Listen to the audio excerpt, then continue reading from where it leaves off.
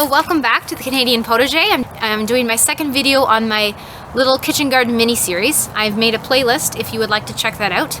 I'm discussing all things kitchen garden, so what the kitchen garden is, the different terms used for it, the history behind it, and then the different options that you can decide when you're making your own kitchen garden.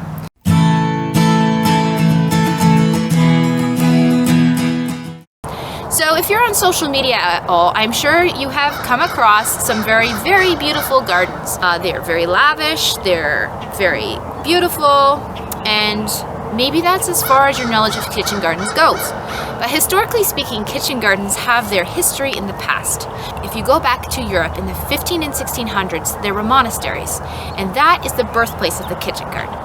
So inside the monasteries, you would find gardens that the monks planted. Oftentimes they were enclosed to protect the produce that was in them. So there are three elements that are always found in kitchen gardens that were already found back in the first kitchen gardens that I want to talk about today. That is the produce, the herbs, and the flowers. So first I'm going to talk about the historical significance behind the produce. So obviously the produce was used to sustain the monastery and even oftentimes the community year-round.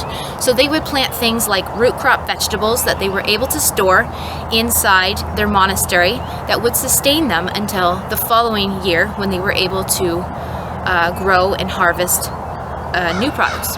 Secondly, herbs. So when we think herbs, we think culinary purposes only, right? We think basil, add that to a dish, it makes it taste delicious. But in those days, they didn't have Advil, they didn't have Tylenol, so it was very important that the monks grew herbs that would be used for culinary purposes, but also for medicinal purposes as well.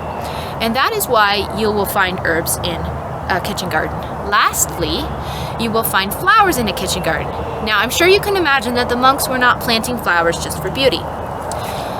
The monks were planting flowers because those flowers would deter the insects, the bad insects, away from their main crops so that they would eat the flowers instead of their main crop produce. Flowers like marigolds, zinnias, geraniums, those attract things like slugs and Japanese beetles away from the main crop, and then they are able to harvest the things that they need to harvest. So I hope you've enjoyed this video and that you'll come back for our second video, in which I'll be discussing more elements that are commonly found in the kitchen garden that have carried on from the past all the way to modern day kitchen gardens, and that I hope to include in my own kitchen garden. So come back for our next video. I hope you've enjoyed this video, and we'll see you in the next one.